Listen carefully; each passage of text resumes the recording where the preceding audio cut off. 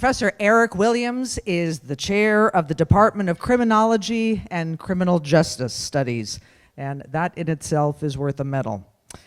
His courses at the university consider such topics as constitutional law, the Supreme Court, and punishment and corrections. Dr. Williams earned his Ph.D. in political science at Rutgers University. That's Joyce. His writings on prisons and rural communities have appeared in academic journals and newspapers across the country, including the Los Angeles Times. His book, The Big House in a Small Town, was published in 2011, and he is currently working on his next book, Critical and Ethical Thinking for Criminal Justice Professionals, and that's going to be published by the University of California Press. Dr. Williams is here with us today to speak about a very timely topic, international war crimes. He is the recent recipient of our Excellence in Teaching Award right here at Sonoma State, and you're about to find out why. Please welcome Professor Williams. Oh, that's gonna kill me. All right, how are we now? We're okay? All right, good. So anyway, I was just thinking on my way over here, as a couple of you in the room know who've had me, I'm actually on a partial medical leave this semester, so I'm not teaching any classes, and I'm on a sabbatical all next year. And so I realized that this is the last Sonoma State class I will teach until August of 2017, which rocks. No, I'm kidding. I'm looking forward to my sabbatical, but I will miss teaching. It's a little odd to think that it's going to be that long, because for 8 years now, not a single criminal justice student has gotten through Sonoma State without taking me twice, which I don't think most of them have enjoyed, but they've gotten through it and it's been fine. This lecture, when I first got here, when I was very much a rookie and a new professor in the criminal justice department, for some reason which she's never fully explained to me, Professor Goodman asked me if I would come and give a lecture in this hall at this time. And at the time, I didn't think much of it. I figured it was just a favor a professor was asking for, a regular old class. And then I started looking year after year at the level of speakers that were brought in, and the fact that she kept asking me to come back, and the fact that Professor Parness has asked me to come back. And so over the years, it means a lot to me to be here. I'm not sure, when I was a student, I appreciated the speakers that came in from other schools and how much I was getting from them, and to be really on a stage, and the same stage that some of these incredible people that you bring in, I'm really honored that I get to keep coming back. The other reason why it means so much to me is because I'm not somebody who teaches Holocaust studies. I'm the criminal justice department's law nerd. I'm not even really a criminal justice guy. I kind of fake it here for the last 8 years. My degree is in political science. It's in a subfield of political science called public law. I didn't specialize in international law, but I am Jewish, and I was raised in a relatively Orthodox family. And from the time I was very young, the Holocaust was something almost bordering on an obsession for me. And as a matter of fact, I study prisons to this day, and if you really forced me to sort of analyze why it is a human being would want to walk around prisons and study them, part of the reason was the sort of fear I had as a 7, 8, 9, 10-year-old of a world of total domination, because that's really what I saw when I thought about the Holocaust. And this really came home to me last year. I was very surprised. I take a group of students to London with Professor McEwen from the political science department, to Europe. We're doing this now for the second time. And last year we went to Amsterdam. I had never been to Amsterdam before. and we were scheduled to go to the Anne Frank house, which I was rather looking forward to. I had read the Diary of Anne Frank as a kid, but I didn't think that much else of it, except it was going to be another part of the tour. And we walk in, and you go into the house, and you start to walk up these incredibly steep steps, and they're wooden steps. And I grew up in Maine, and I grew up in an old colonial house with wooden steps. And I remember when I was very, very young, when my parents would come up the steps, when I'd been reading, whether it was Night or one of the other books about the Holocaust that I used to read as a 9-year-old, as scary as that sounds, I would hear those the footsteps, and I would get scared, because I would think of what it would be like had I been born in a different place at a different time as a kid who wore a yarmulke, who was an Orthodox Jew. And the only reason I remember that today and how scary that was is because the minute I stepped on those steps at the Anne Frank house and I heard the creak, it brought me back to when I was 8 years old. I couldn't believe it. I started crying. You've had me in a class. Am I particularly warm and fuzzy, Andrew? No, I'm not particularly warm and fuzzy. And I couldn't hold back. I mean, I started crying, and I sort of walked through the house very quickly as you can with the crowds there. But I tell you that story because this is a topic that means a lot to me. Now, the talk I'm going to give today is going to be about Nuremberg and about international law. But really the reason why I feel like I've continued to do this, and the reason why I want to continue to do this, is because of the passion I have for this topic. Because what I love about having this program at Sonoma State and having this center at Sonoma State is the fact that we should never forget. And so the fact that generations of students can continue to listen to people like me get up here and babble about things that really matter to us and learn something from us, I think.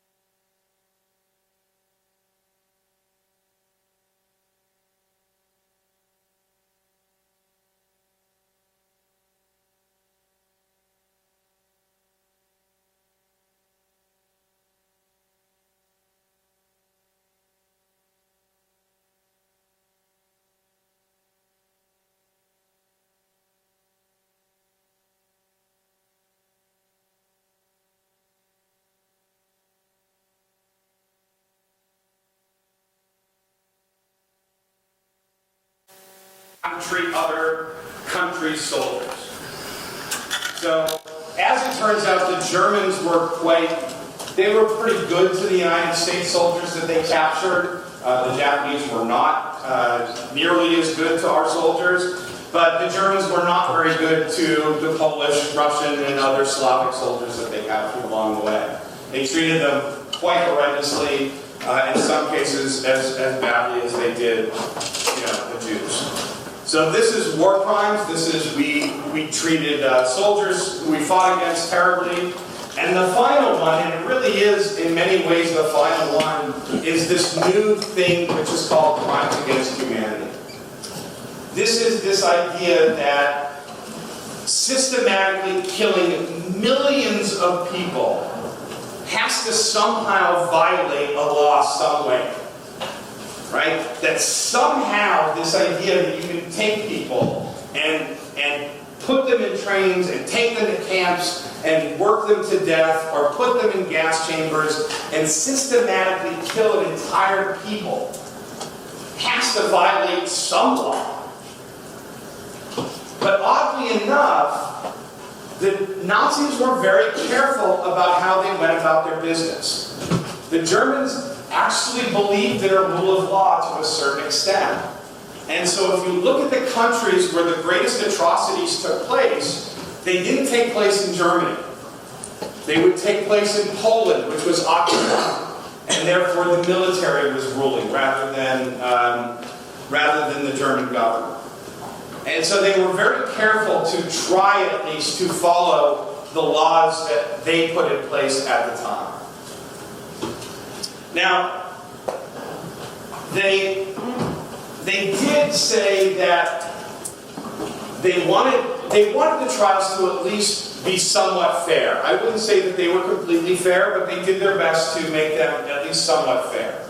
And so they at first they were allowing the defendants to choose any attorney as long as it wasn't a former Nazi party member. But as it turns out, that pretty much meant that there weren't any attorneys in Germany that could represent them. And so they ended up even allowing former Nazis to represent when they went on trial. They were barred from using what were probably the two best defenses they could have used under what's called a common law system. One is a defense called tu quoque, which is an idea that if somebody charges you with something under civil litigation, let's say, if somebody sues you, that you point back at them and say, but you did the same thing. You did it too. And so we weren't going to allow the Nazis to get up there and say the Americans had their own atrocities, because that wasn't the game we wanted to play. The other thing that we didn't really want them, or that the judges weren't going to take very seriously, was the idea that they were under duress, which means they were just following orders. And although many of the military leaders who went on trial said, we were just following orders, the judges didn't take those defenses very seriously. All right, so let's talk about the judges a little bit. This is Lord Jeffrey Lawrence. He was the chief judge. He was picked in many ways because the Americans, well, really the British were worried that this was going to become an American show. We had already decided that Robert Jackson was going to be the chief prosecutor. Francis Biddle, who actually had taken over Jackson's job as Attorney General after Jackson was put on the Supreme Court. Francis Biddle, who was the American judge, assumed that he was going to be the chief judge. Jeffrey Lawrence, other than having been a member of the House of Lords, had a pretty undistinguished career. And so people were really quite surprised when he ended up being appointed chief judge. As it turns out, he did an excellent job and made quite a name for himself through being judge. The United States put Francis Biddle as our main judge. He was pretty cranky about the fact that he wasn't the head judge, but he didn't have much of a career afterwards either. Nikitchenko, the judge from the Soviet Union, is actually quite interesting, only for a couple reasons. One reason why he's really interesting is that he did very little without calling home to figure out what he was supposed to be doing. And the rumor had it that Stalin basically gave him his orders. And he ended up dissenting from the final ruling because he was mad that a couple of people were acquitted. Other than that, he didn't really have that much to do with the trials themselves. He did, however, become somewhat famous again. I'm not sure, have any of you guys seen the movie Bridge of Spies? It came out and won an Academy Award. I showed it to some people. Bridge of Spies is a movie which actually the main character that Tom Hanks played, he was an attorney at Nuremberg, Bill Donovan. But Nikitchenko was actually the prosecutor in the Soviet Union who prosecuted Francis Gary Powers. That's the only other reason that he was somewhat famous. The French judge was very French and did very little except for showing up. What ended up, I can't help but make fun of the French. You're just such easy targets. What was agreed upon in London, the French and the Soviets didn't like the idea of having really an American or British style trial. And what they really didn't like was the idea that a jury would get to decide things. And so what we kind of worked out was this strange amalgam of both the French and Soviet systems, as much as there was a Soviet system, and the American and British systems, which are a lot more similar, which is that the judges actually acted as a jury. The judges were also allowed to ask questions, which doesn't happen in the United States, but does happen in France. But we still allowed a prosecution and a defense to be sort of adversarial. We have an adversarial system. I'm sure most of you have seen Law and Order at some point in your life, so you know what that looks like. But that's not what necessarily the system in France looks like. So it was, to a certain extent, a bit of a compromise. As I said, Robert Jackson was the chief attorney. He was the chief prosecutor. He was a fascinating guy. He died fairly young. I think he was 54 years old when he died. He died at 5 o'clock in the morning at his secretary's house. When the Supreme Court sort of got heard that he had died at 5 o'clock in the morning at his secretary's house, they told the press that he was on the way to the store at Sears and Roebuck at that time of the morning and had to stop by his secretary's house to pick up some papers. Then people pointed out, do you really have to pick up papers at 5 in the morning and what store is open then? So it didn't work so well. But Robert Jackson he was an attorney. He's interesting in that he's the last Supreme Court justice in history never to have graduated law school. He didn't graduate law school. He went the apprenticeship route, which was a route a lot of lawyers took back in the day. He was very proud of that. He had been a sort of a small town lawyer. His first case, I think he got paid in cows, which I find very interesting. But he was known as sort of the court's pragmatist, which means he was a guy who believed more in outcomes than he did in the word and the rule of law. That outcomes were what really mattered. That making sure the right policies were what really mattered. And so Nuremberg in many ways was his baby, because it really wasn't about making sure that this wasn't an ex post facto law. It was really about making the symbolic point that they wanted to make in Nuremberg. Unfortunately, Robert Jackson also had not been in a courtroom except as a judge for the better part of 2 decades by the time the Nuremberg trials took place, and he got beat up quite a bit when he was trying to cross-examine, especially Hermann Goering. Hartley Shawcross, who was from the United Kingdom, he was probably the most effective of the prosecution team. He had this very kindly British way, but really went at the defendants quite well. No reason to talk that much about the Soviets or the French. Moving right along, let's talk about the defendants. This is the defendants actually sitting in the dock. This is the highest ranking Nazi that we managed to get. It's Hermann Goering.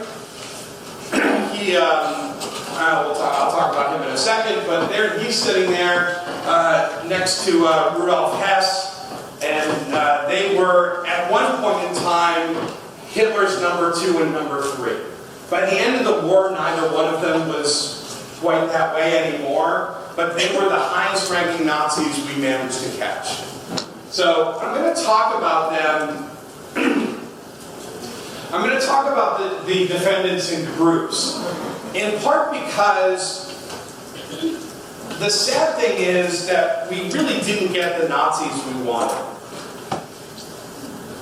The Nazis we really wanted were Hitler, obviously, Himmler, Goebbels, Eichmann. These were the guys we really wanted to put on trial.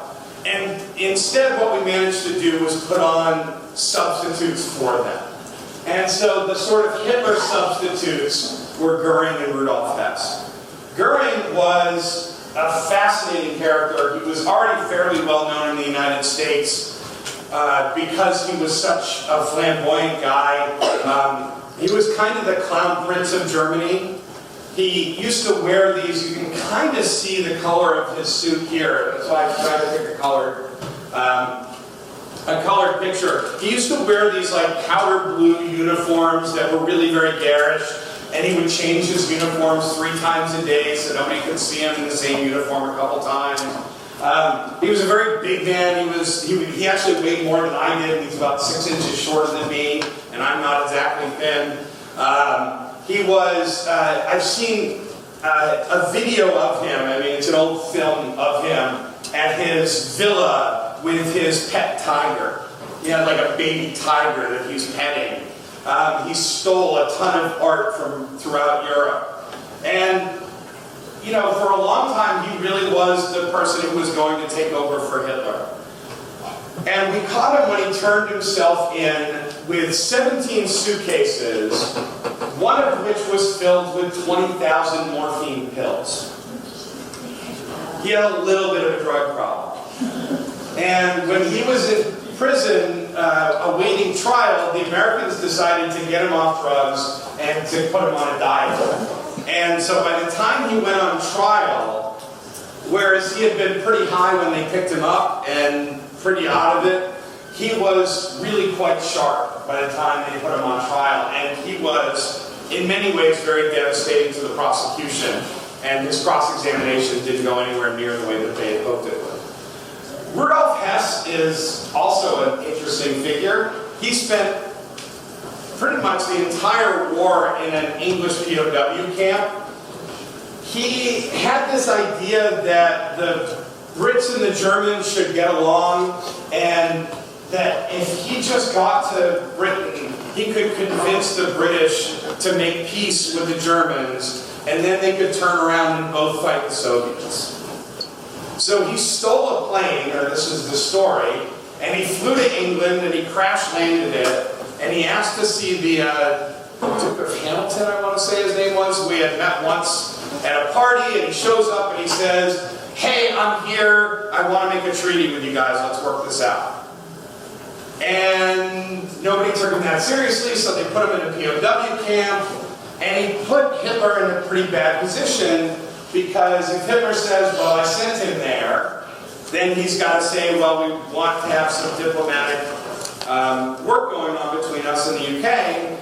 If Hitler doesn't admit that he went there, then he's got this guy who's sort of a lunatic who's going and flying planes in the middle of the night to Europe, to England. So Hitler decides that publicly he's going to state that Rudolf Hess is insane. He says, Hess was crazy, he stole a plane, he's crazy. Well, if you're a German citizen and the Führer says you're crazy, guess what? You decide that you're crazy. And so Rudolf Hess decided that he had amnesia in 1941, that he didn't remember flying to England, that he didn't remember anything of his life before 1941, and yet he spent the entire war in an English POW camp writing letters to his wife every single day. And his claim was that he didn't actually remember his wife. but he was copying her name off of the letters that he had received. Okay? And Hess kept this going all the way almost to the trial. And he tried to plead insanity. And so he told the judge that he was insane and therefore he shouldn't go on trial until the judge decided that he would give him a psychological evaluation.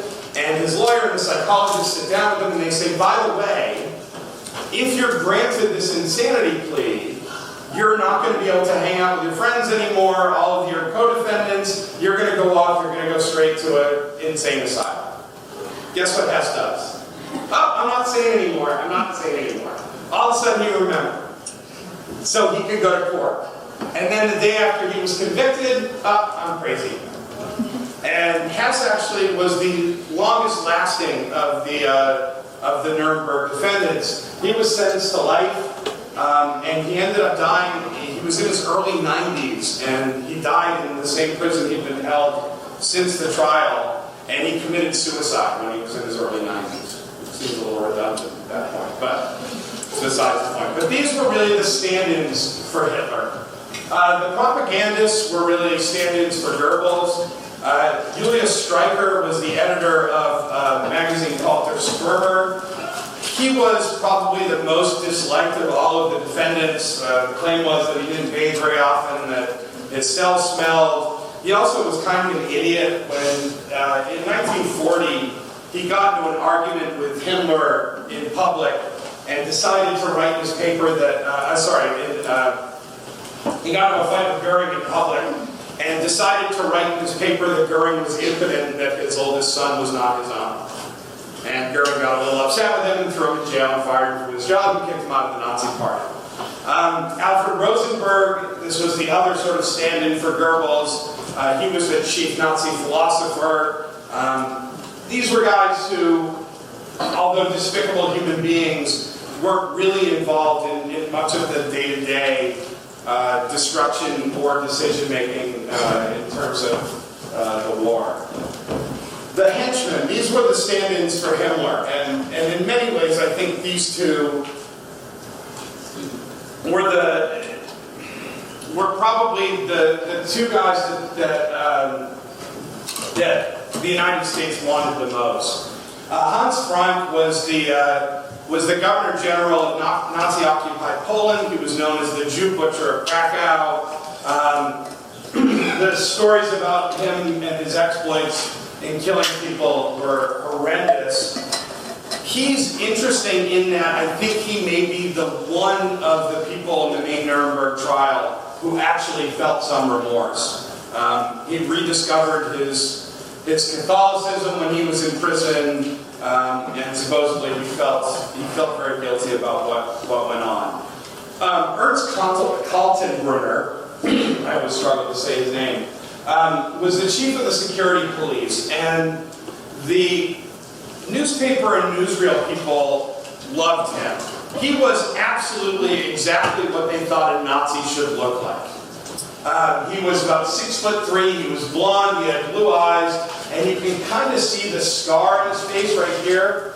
And if you could see it a little bit better, it was a really deep purple. And he used to tell people that he had gotten into a fight when he was young, and that's how he got it, somebody broke a bottle across his face.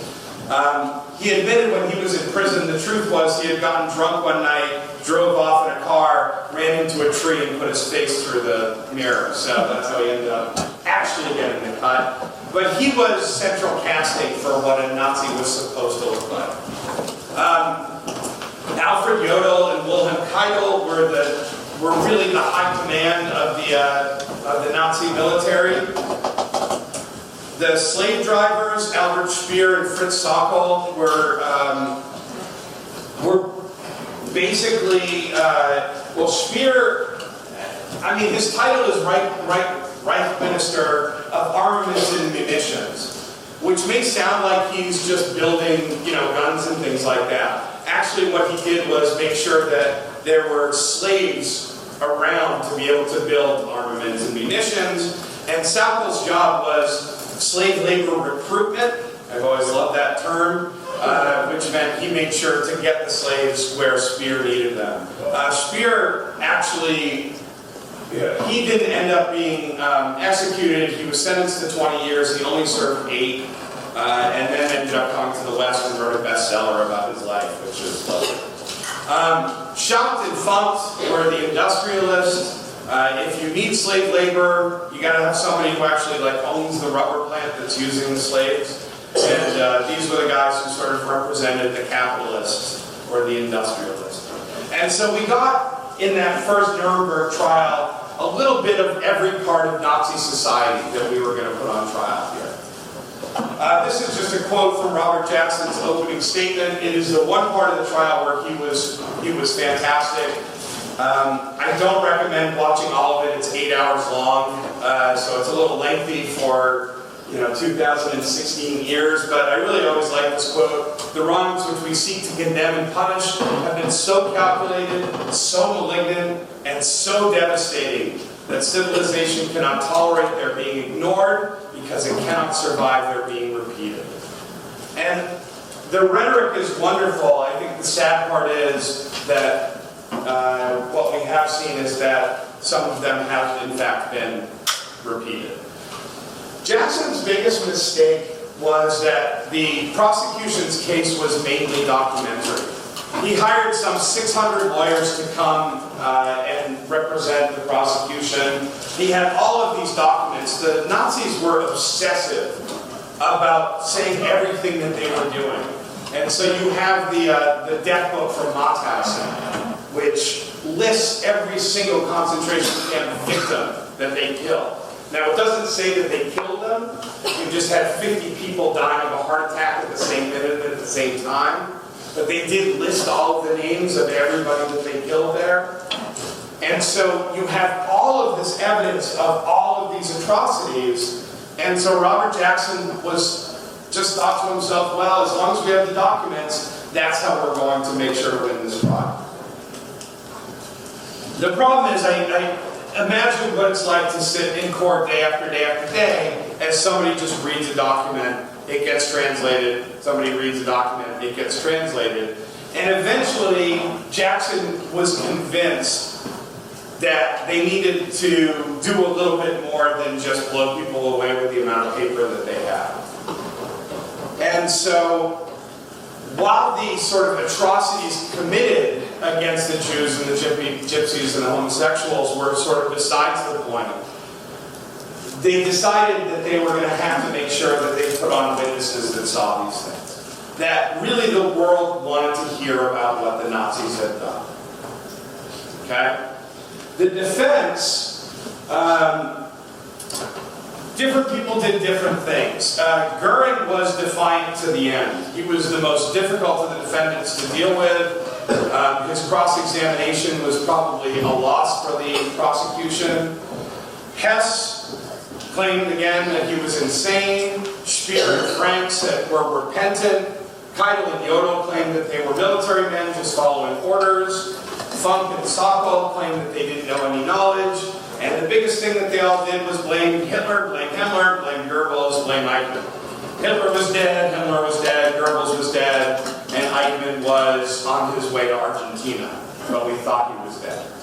And so the idea was, if I blame them for what happened, maybe I won't end up being hanged. Well, as it turns out, 11 of the defendants were sentenced to death by hanging. There were 3 acquittals. The other get prison terms from 10 years to life. Okay? The verdicts were handed down in October. 12 days later, all of the appeals were rejected, so I'm sure the judges took lots of time with those. Goering, when his appeal was rejected, he asked to be killed by firing squad because it turns out that is the most noble way to be executed. I don't really want to be executed by any means, but he did not want to be hanged. He felt it was beneath him. And with the help, they think, of his American guard, he was able to get into his luggage, not into the morphine pills, but somewhere in his luggage he had hid a cyanide pill. And he took it and he committed suicide the day before the other 10 were hanged. The 12 other war crimes trials were actually, they ended up doing 12 war crimes trials that took place from 46 to 49. There were 30 that were planned. By 1949, though, the Germans, the West Germans, were kind of sick of these trials still taking place. And they asked the United States to stop. And by the time the smaller war crimes trials were taking place, it was a completely different situation that was going on in Germany. First of all, the United States and the Soviet Union weren't getting along nearly as well anymore. That was sort of turning. But also, whereas the first Nuremberg trial, you had a Supreme Court justice, and you had, some members of the House of Lords. For the other war crimes tribunals, you really kind of got the B team. And so they weren't televised. They weren't written about as much in the newspapers. They weren't shown as much in the newsreels. And so really by the early 1950s, we had kind of lost our taste for prosecuting the Nazis. And besides that, we needed some of the former Nazis for our own nuclear plans and other things. So they started to wind down in 1949. After that, the Israelis were, Israel became a country, and it was one of the countries, or it was the country that really wanted to keep going after Nazi war criminals. And so in Israel, the only crime for which you can be executed is for crimes against humanity, specifically being a Nazi. And the Israeli Secret Service went after Eichmann. Actually, they went after Eichmann and Mengele, both who were living in South America. Mengele was the doctor at Auschwitz. Eichmann, it's hard to get an idea of exactly what Eichmann did. Eichmann really did make sure the trains ran on time going to and from the concentration camps. I think we thought he was a much higher ranking individual than it turned out he was. There were stories about Eichmann that he had grown up in Palestine and he spoke Hebrew and all these crazy things, and it turns out he wasn't really all that smart. But the Israelis found him living in Argentina. He was actually fairly poor, and they kidnapped him and threw him on an El Al flight and brought him back to Israel, which is actually a very interesting story, which I won't go all the way into here. But they brought him back. He was put on trial in Israel, and he was eventually executed. There were also later trials in Dachau and Auschwitz that were held in Germany. Throughout the 50s and 60s, from time to time, the West Germans would decide to hold some trials, and then from time to time, they would decide that they weren't going to do it anymore. I think that the most important thing to remember about Nuremberg is that it really was the first time the international community came together and put people on trial for what they did during a time of war. And I think that in some ways, Nuremberg, its biggest success was as a symbolic means of showing the world that this is something that maybe could be done. However, it wasn't really attempted again until 1992 with the International Court of Justice and the International Criminal Tribunal, which specifically was put in place to deal with the atrocities in Bosnia. And in many ways, the International Criminal Tribunal for Bosnia has been the most successful of all of the international criminal courts. They indicted over 160 individuals. Many of them were leaders, including these two, Milosevic and I'm going to mispronounce his name. You can say it better than I can. Yes. They managed to get the leaders who committed the atrocities in Bosnia in a way that even in Nuremberg we were not able to. That they had 81 convictions. And in 1996, when we were going through what was going on in Bosnia and having this International Criminal Tribunal, we first started discussing the idea that maybe we need an international criminal court. Maybe this is something we shouldn't just put together from time to time. And in 1994, as the first trials were taking place in Bosnia, we had the atrocities in Rwanda. Did they talk about that all this time? Okay. so they know a little bit about it. I don't think there's, I don't want to downplay what happened in Bosnia, but what happened in Rwanda was unlike anything I think we had ever seen before, in that 800,000 people were killed in 100 days. I mean, if you think about that, that is more than the entire population of San Francisco dead in 3 months. I mean, think about that. And so Rwanda was this just horrendous moment in time. And so between the International Criminal Tribunal in Bosnia and the one that was created for Rwanda, we started to understand that maybe it's necessary to have a standing court to deal with war crimes and atrocities, and specifically with genocide. Now, Rwanda also did something else that was very interesting,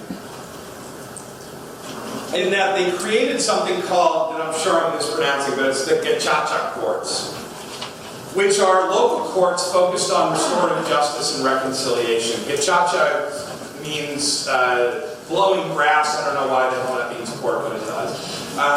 But the Gacaca courts in Rwanda were specifically aimed at very local restorative justice. And trials happened. There was one story of a trial happening at a wedding where the best man got up there and a woman said, "You killed my son." And then another guy who was at the wedding said, "No, he didn't kill your son, my brother killed your son." And some woman came forward and said, "He's right, his brother killed his son." And they had a Gacaca court right there. And the idea behind the Gacaca courts were, if you agreed to basically plead guilty, your sentence would be cut in half, and half of the time you would have spent in jail, you instead were supposed to do some kind of restorative justice for the community that you hurt. And where Bosnia, they had a difficult time going after the people on the ground who pulled the trigger to kill the Muslims, in Rwanda, these Gacaca courts were actually very successful in doing that. And so in 2002, we have the creation of the International Criminal Court.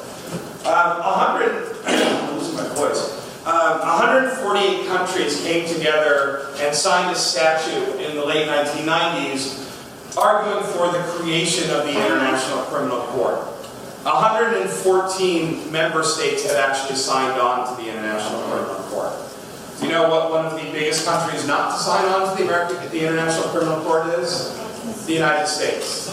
The United States was part of the original group of countries that signed the statute, but they refused to take part in the International Criminal Court unless our people were exempt from prosecution. So we basically said, we will support it as long as you don't actually prosecute any of our people. Which is kind of ridiculous. If you're going to support it, support it. But Russia at this point doesn't support it, Israel doesn't support it. But we do have 114 member states. They have had 10 official investigations. This is the list of countries. There have been 39 indictments, 2 convictions, and 9 acquittals. I want to show you a map. The green are the countries where there have been indictments in the International Criminal Court. The red are places where investigations have taken place. Do you notice anything about where the indictments have happened? The green countries? It's a very African group that is before the International Criminal Court. And one of the big complaints about the International Criminal Court has been the main focus on really developing countries, especially those in Africa. I have mixed feelings about the International Criminal Court. I think that it is an important symbolic institution to have, but without as much worldwide support, I don't know how much it can do. But I want to just finish up here by talking about some of the continuing issues in war crimes tribunals. First of all, the lessons of Nuremberg, I think, are difficult to kind of wrap our head around. Nuremberg was unique. We had never seen anything like it in international law. International law really didn't exist at the time of Nuremberg. I think that Nuremberg it kind of shows you what can happen when the world comes together and sends its best lawyers and its best legal minds together to try to fight for justice, whatever that tended to mean. And what we've seen since, whether it's the International Criminal Tribunals, although the one in Bosnia has been probably more successful than any other, or the ICC, is that without those incredible legal minds, we're sort of lacking a little bit. And without the financial support, quite frankly, we're lacking a little bit. But Nuremberg showed us that we could come together and put people on trial for atrocities committed during wartime. I think one of the things we still struggle with today is what we're trying to accomplish with international criminal law. Are we trying to be vengeful? Do we want vengeance? Because if vengeance is what we want, we probably what Churchill wanted was the right way to go. You know, if we're trying to deter people, I study prisons for a living.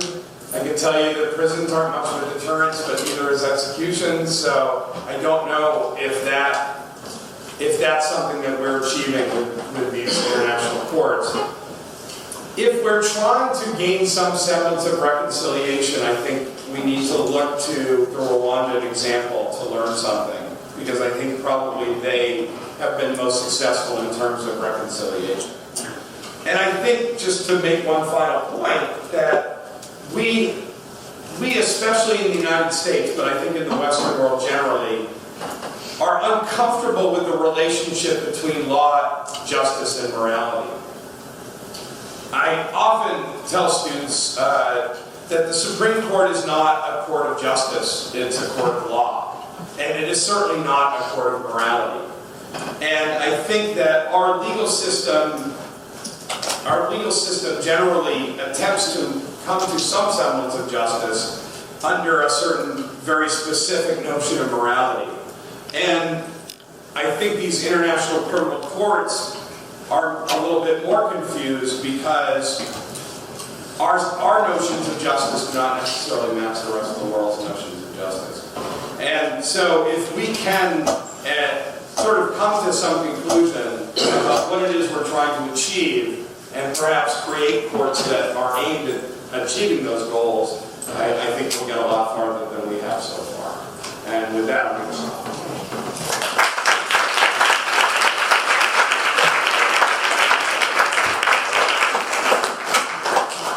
Any questions? Yes? Do you think it's problematic to kill criminals on a world stage? Because we find in criminology that with executions, like if we solve killing with more killing, then that introduces called the brutalization effect, where there's actually more killing that results from executions.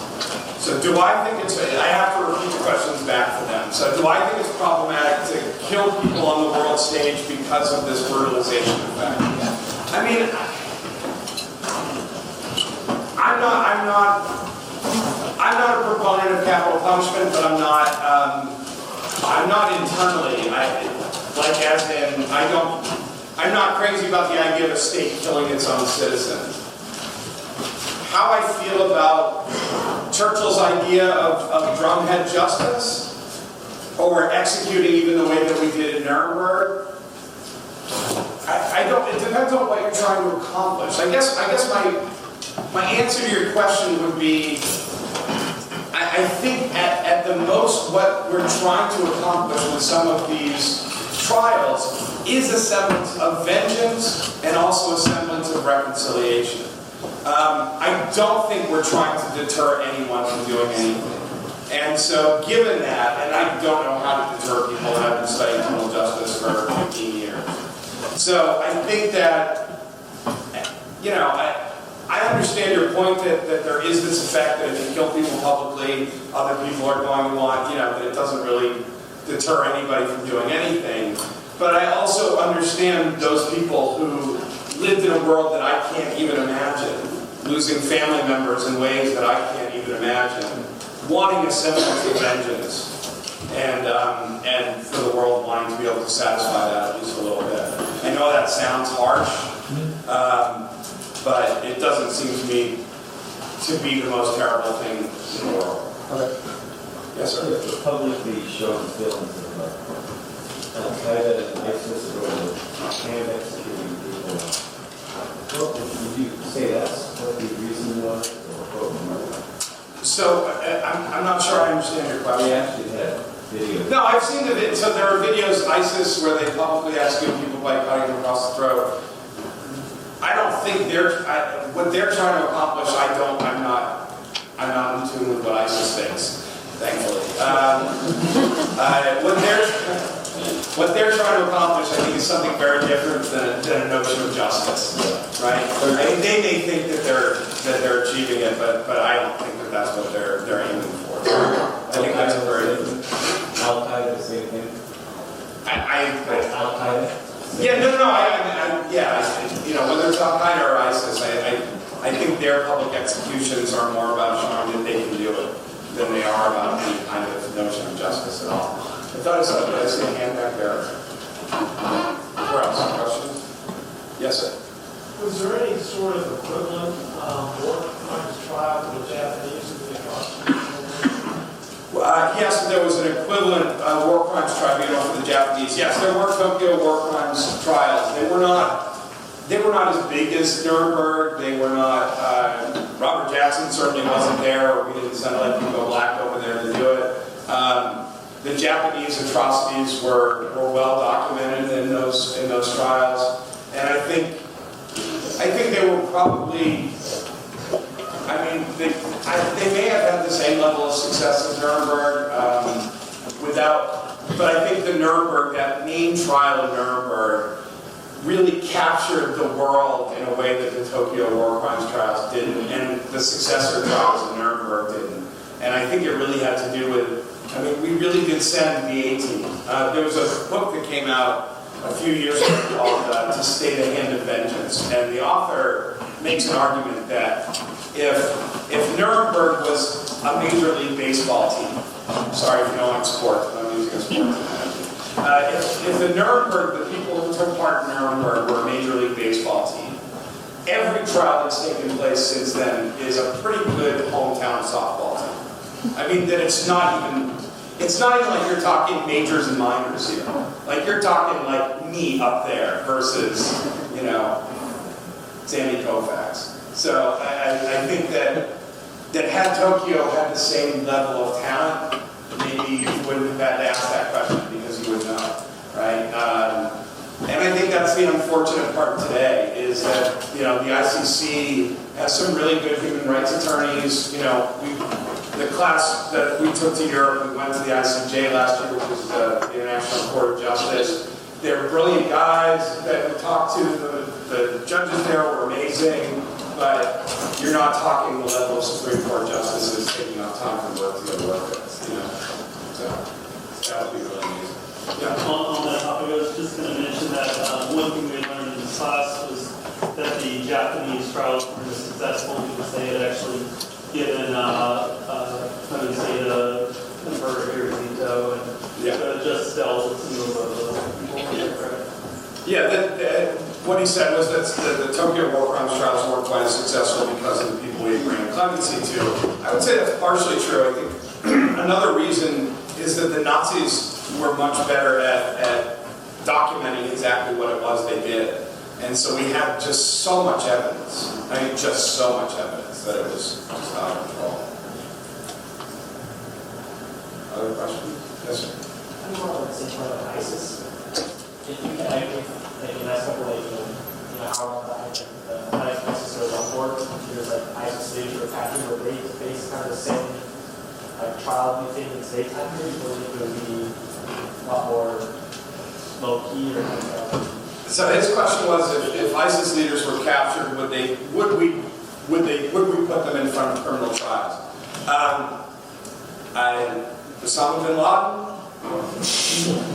I don't mean to be, and I'm not trying to be snarky, but I think that kind of answers your question. I think in some ways what we're fighting today, I'm starting to go out of my area of expertise, but we're fighting an asymmetrical war where we're not fighting against the state the way that we were in World War II. We're not fighting against a country. ISIS is, although I think it would like to be, it's not a country per se.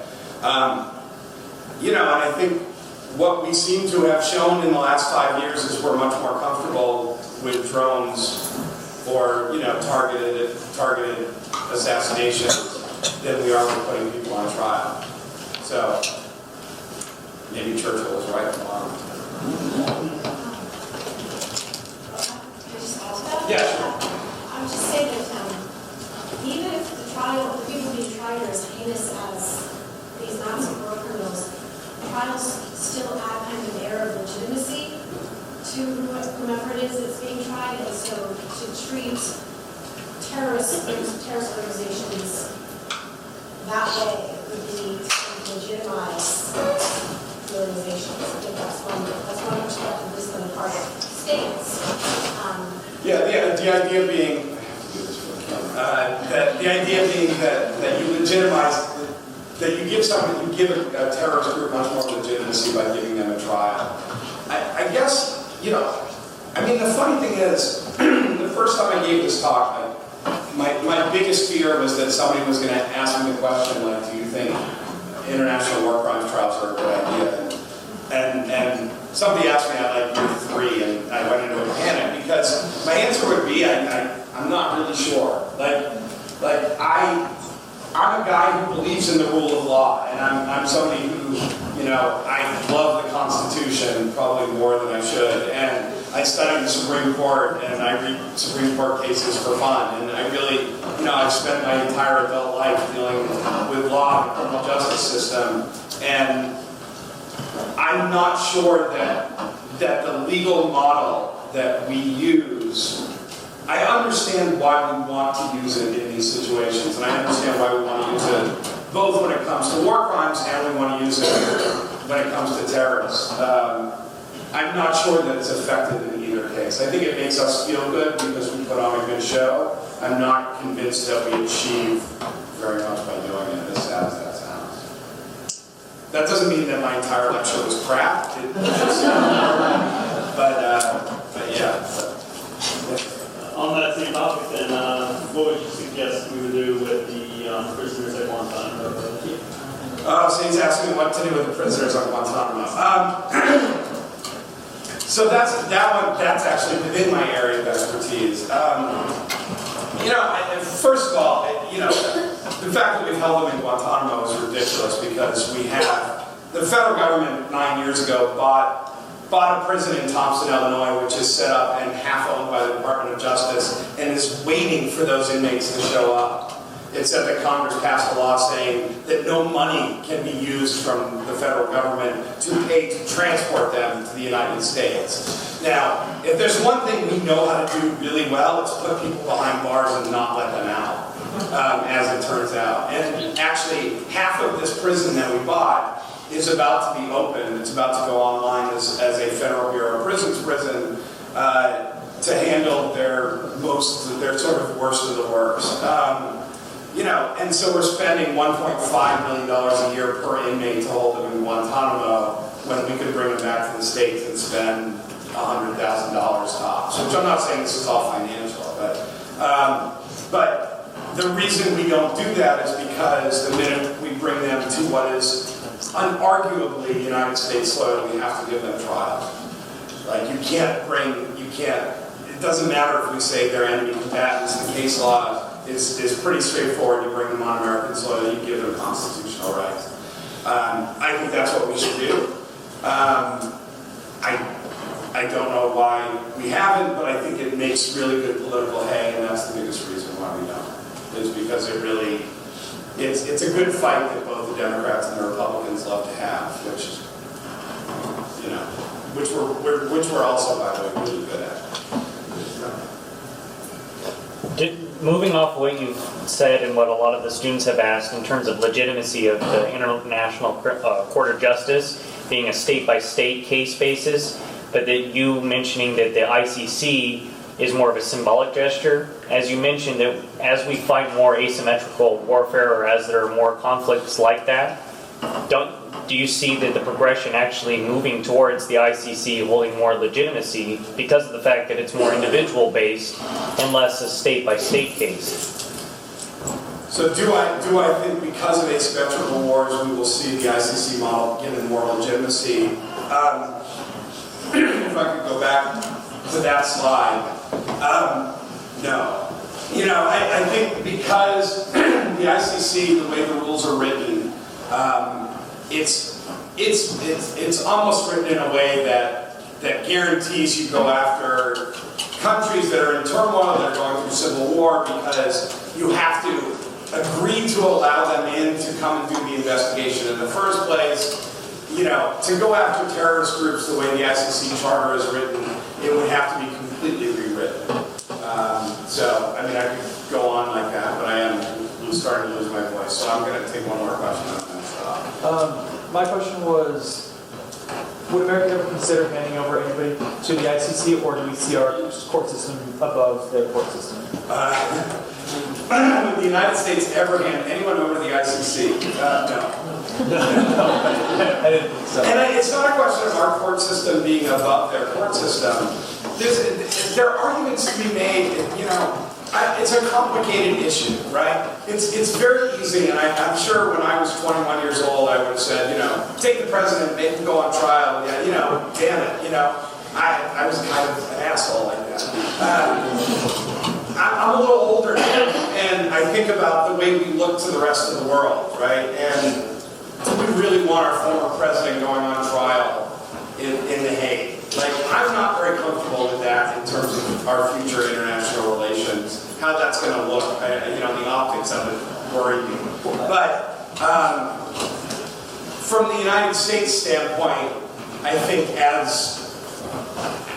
just can't see us doing it. I mean, you know, the Bush administration didn't want to support it. The Obama administration hasn't made a peep about supporting it. So I just can't imagine. Actually, if it changes anything, I didn't mean any of our citizens. I mean anyone we might capture overseas. So do you think if one of our people got captured overseas, I think SEAL team whatever would go and make sure to get that? No. I mean, Okay, if we caught criminals from other countries, would we hand them over? Yes, if we caught criminals from other countries, will we turn them over to the ICC? Like That's not the way the ICC works, oddly. We would think it did, that we would sort of chase down criminals, and it doesn't work like that. The member nations really have to be heavily involved. And so the nation itself, I'll take one more question before my voice totally goes. How can we as a country have legitimacy or your voice or leadership in these kind of issues when we don't recognize our own part that we play in war crimes? It's an excellent question. She said, how can our country have any legitimacy, or really, you didn't say this, but play any moral high ground when we won't take part in this process? The answer is we can. I mean, we really can. You know, I understand why we don't support the ICC. It also makes the ICC pretty toothless. You know, if we won't take part, you know, it also makes it very difficult for us to go to African nations and say, you shouldn't be treating your citizens like that, when, you know, we're not willing to let the world look in on what it is that we're doing. So I think that was, you know, it was a question, but an excellent point, which is that we don't have that kind of legitimacy. Eric, would they anything else? Thank you very much.